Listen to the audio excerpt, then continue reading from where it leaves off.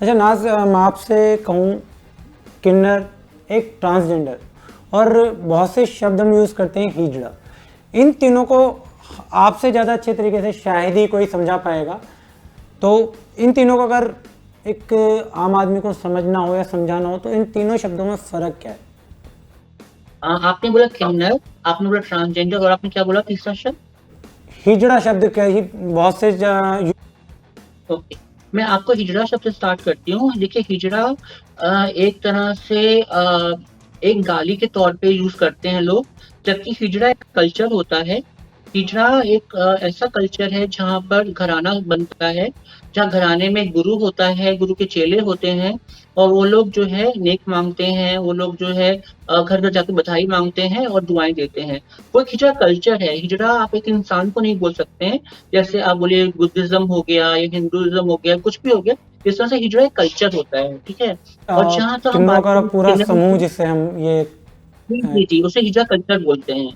हाँ जी। और जो किन्नर हो गया, जो ट्रांसजेंडर, ट्रांसजेंडर देखिए इंग्लिश टर्म है, और ट्रांसजेंडर को अगर आप हिंदी में कन्वर्ट करें तो उसका किन्नर ही निकल के आता है। मतलब जेंडर हो गया कि देखिए, मैं यहाँ पे लोगों को बहुत जो है क्लियर करना चाहती हूँ। ट्रांसजेंडर और इंटरसेक्स लोग अलग होते हैं। इंटरसेक्स लोग वो होते हैं जिनका जन्म होने पर उनका जो एक जेनिशियल है वो ठीक से डेवलप नहीं होता है, चाहे वो लड़का हो या लड़की हो, उनका डेवलप नहीं होता है। क्योंकि कई बार देखते हैं बच्चे ऐसे पैदा होते हैं जिनके कान डेवलप नहीं हुए या आंख डेवलप नहीं हुई या नाक डेवलप नहीं हुआ, इस तरह से जेनिशियस नहीं हुए, तो उनको इंटरसेक्स बोलते हैं हम लोग। तो ऐसे बच्चों को नॉर्मली जो है पेरेंट्स दे देते हैं किन्नरों को, मतलब कि हिजड़ा कल्चर दे देते हैं। और लेकिन कुछ जेंडर्स ऐसे होते हैं, मान लीजिए मेल पैदा हुआ है बच्चा या फीमेल पैदा हुई है बच्ची, तो कुछ सालों के बाद उनको लगता है कि हमें भगवान ने गलत शरीर में पैदा कर दिया है, तो उसे बोलते हैं ट्रांसजेंडर।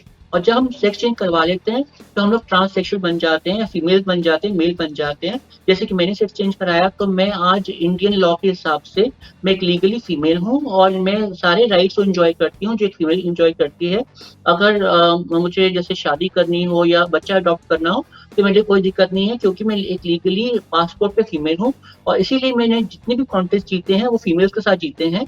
और मैं दुनिया की पहली ऐसी ट्रांस महिला हूँ जिसने जो फीमेल्स को इंटरनेशनल कॉन्टेस्ट में हराया है। क्योंकि मेरे पास में एक वो जो मांगते हैं रिक्वायरमेंट होती है, उसके लिए होता है कि आपके पास में एक वैलिड फीमेल पासपोर्ट होना चाहिए, और मेरे पास वैलिड फीमेल पासपोर्ट है। बात करें ट्रांसजेंडर की, कई बार आपने देखा होगा कि बहुत से ट्रांसजेंडर या किन्नर हम कहें तो रेड लाइट पे भीख मांगते हुए या फिर कई बार रेड लाइट एरियाज में देह व्यापार वगैरह करते हुए, तो अगर इन सब चीज़ों को आपके नज़रिए से ख़त्म करना हो तो क्या कुछ कदम उठाने चाहिए गवर्नमेंट को? जी देखिए, आज अगर हम बात करें 2021 में, हम आज भी फीमेल एंड मेल की इक्वलिटी के लड़ रहे हैं, है ना, राइट्स के लड़ रहे हैं। कई सारे ऐसे स्टेट्स हैं, मैं उनका नाम ही लेना चाहती हूँ, जहाँ पे लड़कियों को पैदा होते ही मार दिया जाता है, या जबरदस्ती जो है उनके जो है प्रसव में दिखाई मतलब करते हैं, टेस्ट करते हैं कि लड़का है लड़की है, लड़की को मार देते हैं। तो मैं सोचती हूँ कि अभी तक हम लड़कियों को उठान नहीं कर पाए हैं। हमारे देश में रेप्स इतने सारे रेप्स हो रहे हैं हमारी कंट्री के अंदर में। तो कब हमारे जो है ट्रांस वुमेन की जो उत्थान का हम बात करेंगे? सिर्फ ट्रांस मैन हो गया कि फीमेल टू मेल बन गया, उनके लिए लाइफ बहुत आसान है, लेकिन ट्रांस वुमेन के लिए जो औरत है उन लोगों की लाइफ बहुत मुश्किल होती है। सरकार ने अपनी तरफ से बिल पास कर दिया है, एक 2019 में उन्होंने पास किया था बिल, ट्रांस बिल था उनका। लेकिन ट्रांस बिल में ये भी लिखा हुआ था पहले में कि भाई आप भीख नहीं मांग सकते हैं, आप ये नहीं कर सकते हैं।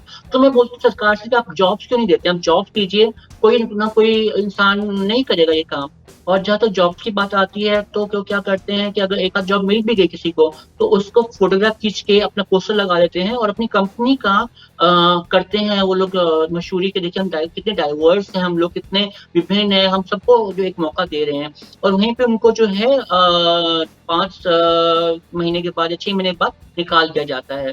तो मुझे लगता है कि अभी बहुत टाइम है ये सब करने के लिए। जितनी भी मेरी ट्रांस बहनें जो काम कर रही हैं वो मजबूरी में कर रही हैं, वो कोई शौक से नहीं कर रही हैं। अगर आज सरकार उनको जॉब दे दे और उनको एक घर दे दे रहने के लिए, तो वो मुझे लगता है कि शायद ये सब कुछ छोड़ देंगे। तो कैसा लगा आपको हमारे प्रोग्राम, हमें कमेंट के द्वारा ज़रूर बताइएगा। तो इसी के साथ आप बने रहिए ABNN टीवी के साथ।